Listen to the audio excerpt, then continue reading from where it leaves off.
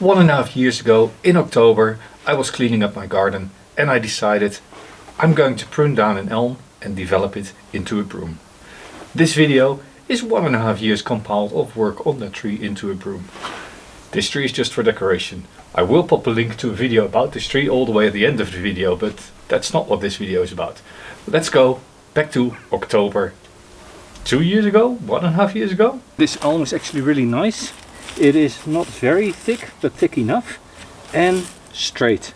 And I really want to give some try on creating a broom. So this is going to be my broom. I'm just going to cut it flush. Then I'm going to take my shovel and cut through the roots. And in springtime I'll lift it and put it in a pot in the hope that I get new buds all along the edge of my cut. And the rest of the buds I'm just going to rub off in spring. As you can see, that's not a luxury.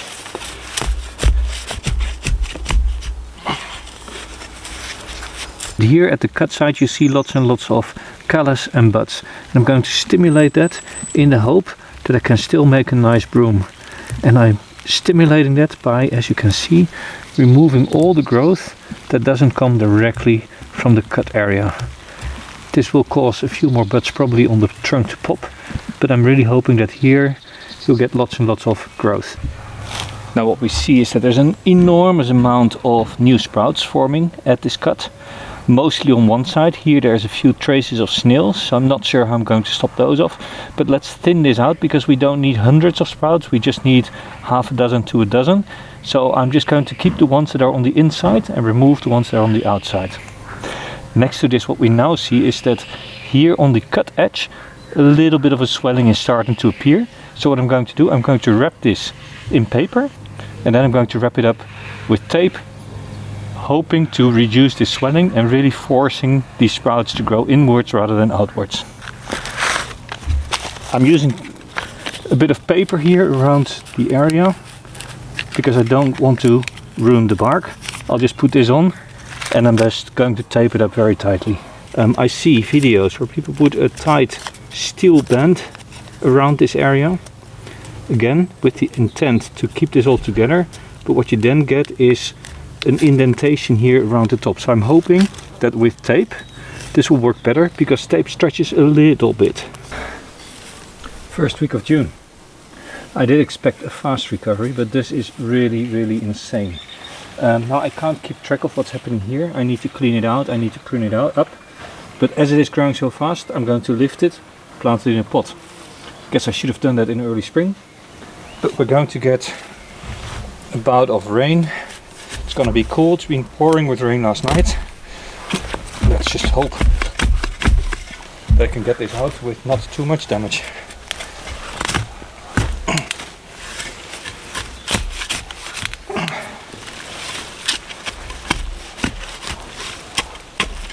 Right, I feel really stupid now because what happened, I put the spade at the base of this trunk. So this trunk is now ruined here at the base. I'm going to tie this down and see whether this heals. And I'm going to prune back on these roots a little bit and plant it into substrate. Now it is planted at a slant, and I think it is going to stay at a slant because the root base is actually not all that bad at this slant, but it means that all this lower stuff I can lose now. I know it's not the optimal repotting time and it's not ideal, but I'm going to do this just to show you that you can do actually quite a bit to trees in the growing season. And this is probably famous last words. And in a few weeks time you're all going to say, told you, don't do this in the growing season. But let me just cut this off. This is just to protect it from drying out and to keep it together for the first 2 or 3 weeks. And then it should have started to repair itself. Look, there's more damage here as well. I'm going to plant it fairly deep and see how this goes. Now, I know there's nice roots on here, but it is way too long. And these are also quite long. And then I have to find a pot to plant this in.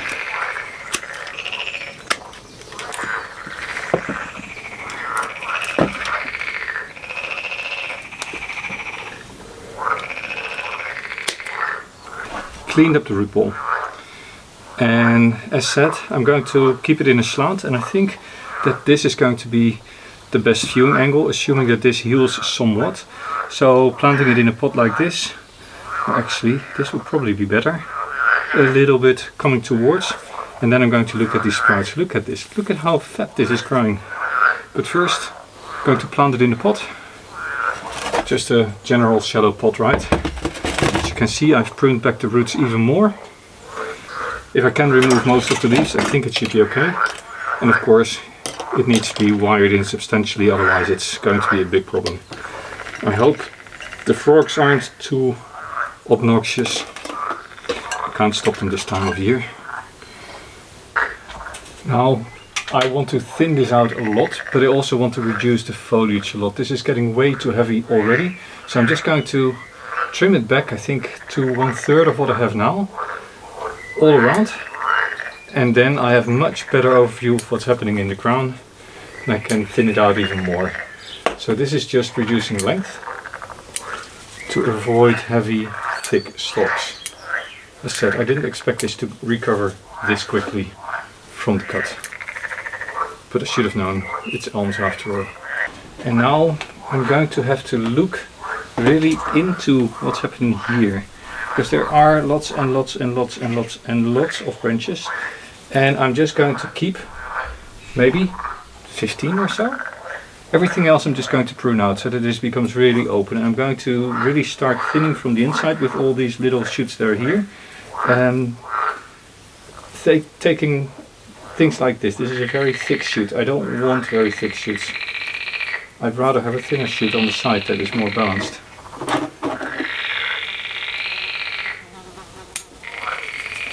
Hard to tell how many shoots are there, but you can see it's just completely full. All sorted out, and I know there's hardly anything left. And I see some patterns here underneath that suggest that I am having also budding underneath the foil, under the plastic. So I'm just going to take all of this off and see what's happening underneath. The rim has started to swell up a little bit as well, it looks like. So maybe I need to correct a little bit. And this is drastic work, right? This is the middle of the growing season. I've just pulled it out of the ground and removed all of the leaves. Now the reason why I believe that this will be okay for this tree is, first of all, it's an elm. It is very strong. For the next week or two it is expected to rain every single day and be cool. So this will have a lot less stress. And it is in the middle of the growing season. So it will, in fact, adjust very quickly. It is growing roots already everywhere, so that is nothing new. It can respond directly to the work that I've done. There we go. There is a bud. The swelling is not as bad as I had feared. This I can just remove. There you go. Anything else? No, pretty good. This swelling, yeah, I'll just have to pay attention. As you may notice, I have removed a lot of these outer growth, and I can now actually remove the base also, hopefully reducing the risk of new buds. And with that, ready to go back into the garden. Now this is not going to transpire so much water, so I think this can actually go pretty much in full sun straight away. I have added again a little bit of tape here, and the tape will hold the branches together. The frogs are still going at it. I'm going to cut this short, and I'll see you in a couple of weeks when I work on this again. Elms are funny. These grow so fast. It's now August, early August, and what you start to notice again, there's yellowing on the inside. So I'm going to remove some of these lower leaves here of the strongest branches, so that more sunlight can penetrate to the inside, because I want these smaller branches also to grow. Don't know whether this is going to work. Same time I might also just prune back again the strongest ones. But opening it up, allowing light to get to the inside, typically helps weaker branches on the inside to develop more.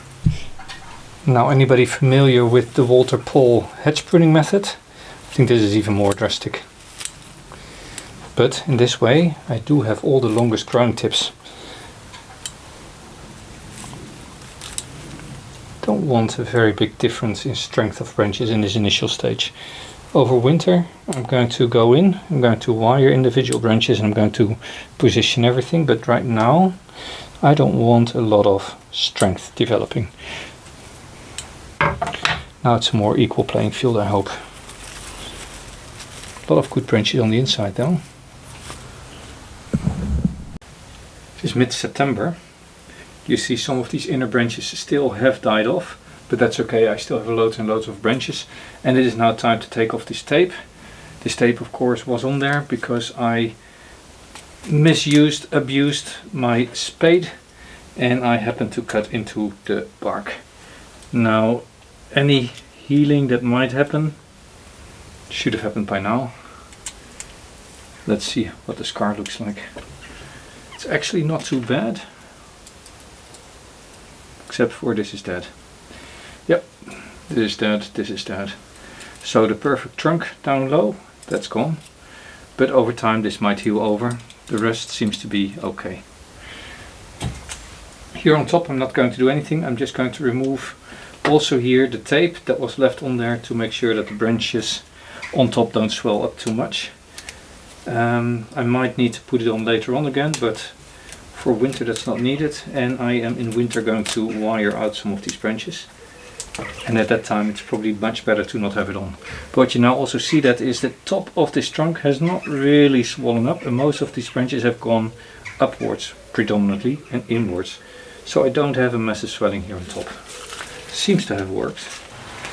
Well, it's November and it seems like this broom, or the start of a broom, is really doing okay. Now it's just a matter of cleaning out these branches, removing the leaves. I'm actually surprised. I thought they would come off more easily. And then I'm going to select the individual branches that I'm going to keep. And for the whole of winter I'm just going to wire all the branches up. Now why am I wiring it up? Because the actual shape initially should be starting up and then out. So I'm going to just do that for winter, and then in spring I'm going to remove the wire again so it can hang out a little bit. But first let me remove all of this, prune this back to individual main branches and reduce the number of branches, because what you can see here is there are lots and lots of branches. Some of them have died because it is just too dark, and here on the top part of the cut I am actually missing some branches, also dead because probably lack of light. So I need to remedy this. I need to clean this out, thin it out, and just keep the main 8-9 branches. I think I can make my life a lot easier if I just start off with deciding how much am I going to keep for winter. I think that's pretty much it. And just removing everything else. So that already creates a bit of a better overview. And I'm making them all the same length because in the end I want all the branches to be equally strong. So I have no benefit in having one branch that is a lot longer and therefore a lot stronger in spring. And this will also aid in lower budding rather than top budding. And now I need to check. Look, a branch like this comes from the inside, is therefore well positioned, but hangs out. So this is why I need to wire it up later on. And it is competing with this branch. So if I just look at it, I could say I'm keeping this one that sits on the inside and I'm removing this one that sits a little bit on the outside. Just like that. This one seems to be dead. Let's remove that one as well. And this way I'm just going to go through. Here at this point I only want 1 or 2 branches to remain. Now here is a nice branch, but this is also nice. This is okay. Remove this dead part. Remove these side branches for now. I don't want any side branches on the tree for now. This is okay, but this, where does this one come from? This one, that's a side branch that I can remove. Another side branch, another dead one here.